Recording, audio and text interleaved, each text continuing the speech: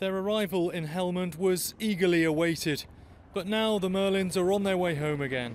In the 3.5 years these aircraft have been in theatre, they've clocked up more than 18,500 flying hours. They've moved 7,900 tonnes of cargo and 130,000 troops, saving countless road moves on what we all know is pretty dangerous ground. The deployment's been a busy time for the crews, who in 2009 were fresh out of Iraq.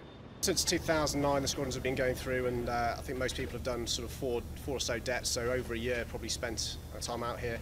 And that's out here at least once a year since 2009, so it's a place we've come to know very well. The aircraft arrived at the peak of the British deployment when large numbers of British troops were stationed all over Helmand province. This is my fourth tour out here, and when I first got here there was approximately 120 bases, so it was vital that we needed so many helicopters out here to allow the troops to move around the area of operations, but obviously as that's drawn down we've become not as vital as we were a few years ago.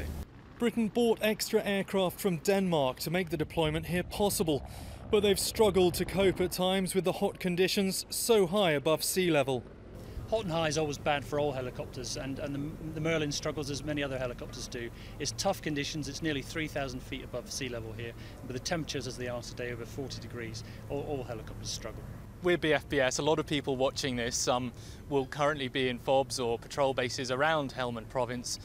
Is the lack of Merlins going to make it harder for them to get about the place? No, not at all. As you know, we've reduced the number of bases, and consequently we don't need quite as many helicopters, and so now is the time for Merlins to redeploy.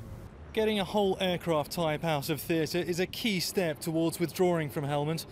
But while the aircrew are already on their way home, the hard work's just beginning for the ground crews that have to strip each aircraft ready for transport.